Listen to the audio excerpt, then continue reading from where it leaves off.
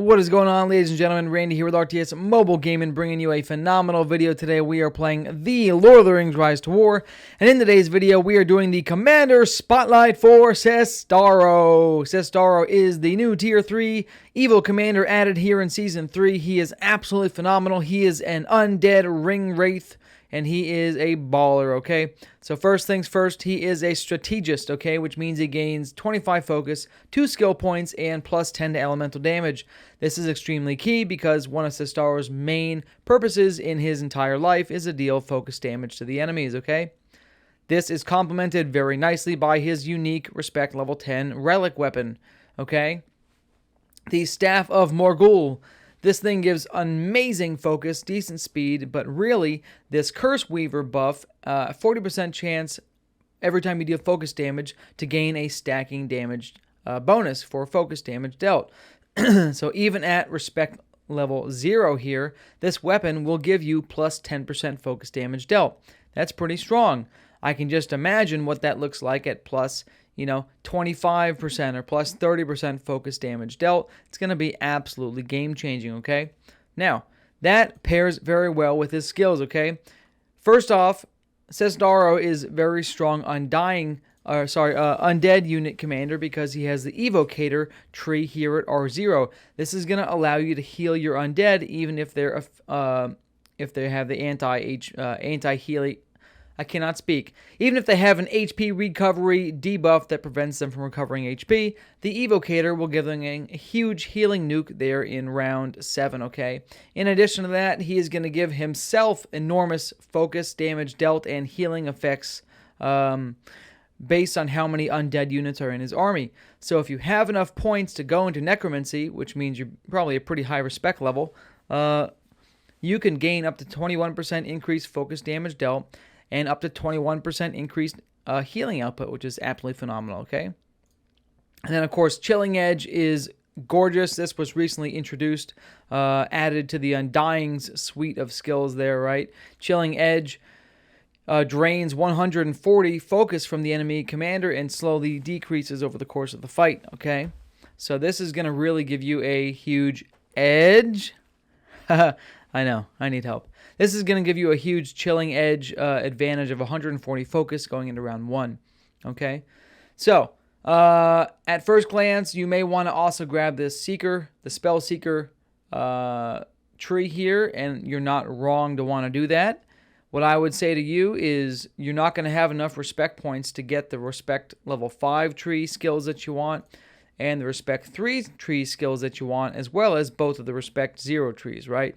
So, you're going to have to decide, are you going to spend 29 points and limit yourself to using 3 different undead troops, or, which is not a bad deal, right? The new Wraiths are amazing.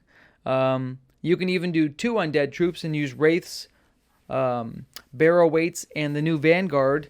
All 3 of those neutral units are up by Angmar, so if you have this guy as Angmar, I mean, you're in a good, you can run the Evocator tree, no problem. But if you're not up by Angmar and you're not next to a whole bunch of undead neutral units, you may decide to go with the Spell Seeker tree. This is the same tree that Adune has, which is very, very strong. It's going to give you plus 75 focus at max level. Okay, it's going to give you phenomenal Soul Siphon, which is good damage and healing output, both of which are affected by the focus stat. So this 75 focus will really help you there. Then we have the Plague, okay? The Plague is going to go ahead and give you phenomenal poison damage and an anti-heal on the enemy. Really, really nice, all right? Next, of course, the R3 tree is the Ring Wraith tree. All of these guys have the same tree with Ring Wraith, Morgul Poison, and Nazgul Screech. Well, this takes on new meaning since this particular Ring Wraith has absolutely enormous focus, okay? And his main purpose in life, like I said, is to deal focus damage, all right? So, we will talk more about that in a minute. 29 out of 29 points. I would go 29 out of 29 into the Spell Seeker tree. Then, I would definitely go up here to the Lord of the West. This is going to cause your auto attacks to deal focus damage. This is absolutely phenomenal. It's also plus 20 focus when you max it out. Boggle. This is interesting. This is so interesting to me because it's going to deal damage to 2 targets and increase their next damage received modified by the focus stat. Okay, I'm not sure how that's going to scale, but right now we're looking at what's 2.4 times 7. I'm not going to do math in my head. Let me run 2.4 times 7. So we're looking at about 16.8% increased damage received, just under 17%, to 2 different targets modified by your focus percent. So you could see this being anywhere around the 30% increased damage received range, okay? Very interesting there.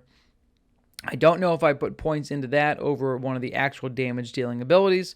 I'd rather, instead of getting Boggle, I'd rather just put points into Ring Wraith and get the flat, damage received buff for the entire fight instead of every 3 rounds, on a 2-round cooldown, so basically every 3rd round having the debuff, okay? Dreadful Presence. This is interesting. This doesn't do, let's see here, 13.7 times 7 times 3. So this sucker does about 280% damage every 3rd round here, right? So starting in round 3, then round 6, then round 9. So you're going to get about 900% damage output. I don't know. So here's my opinion for you, okay? Here's my opinion for you. Take it or leave it. Here's what we're going to do with this build. We're going to go 29 out of 29 into Spellseeker.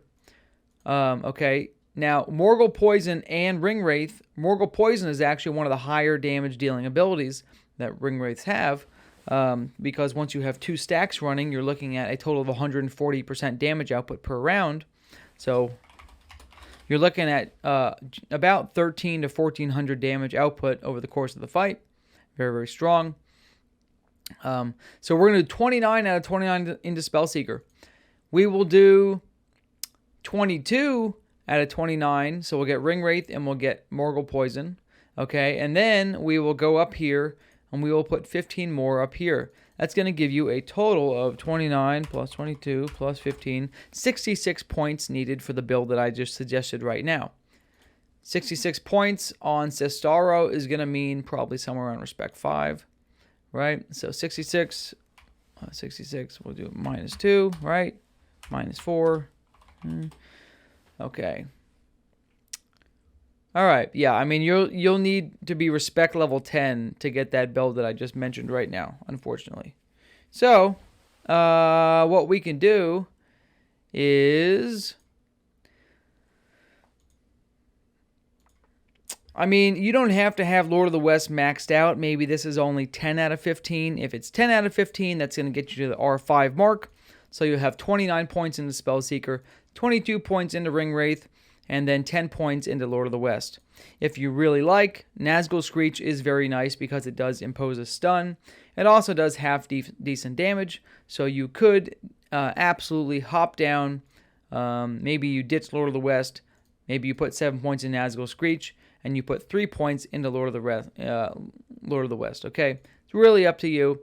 It's interesting. What I haven't seen yet is how does this scale with his focus, okay?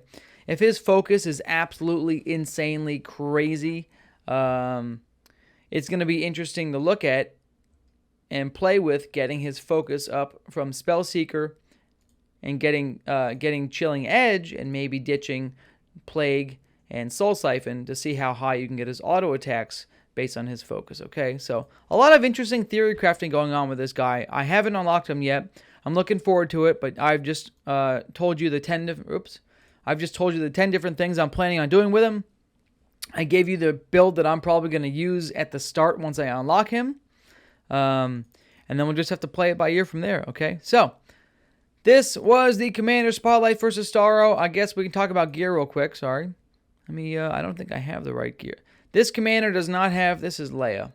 Leia doesn't have all the gold gear that RTS Mobile has, okay? But gear-wise, you are going to probably want to use the Cask of the Submerged Isle because it gives good focus, might, and speed. And you're probably going to want to be using the Formation Break, which is going to increase the damage that you deal for the first 4 rounds of the fight to melee units. You're going to definitely want this particular ability here, be phenomenal, okay? And then you're going to want the weapon that gives you plus focus damage. I believe it's the Noldor Sword, gives you plus focus damage. for the first couple of rounds of the fight. And there's a few other weapons that give similar bonuses, right? So just stay tuned for things that are going to give you higher damage early in the fight, all right? So that's the video, ladies and gents. I love you all. Long time. Cestaro, get excited. He's going to be baller. Randy out.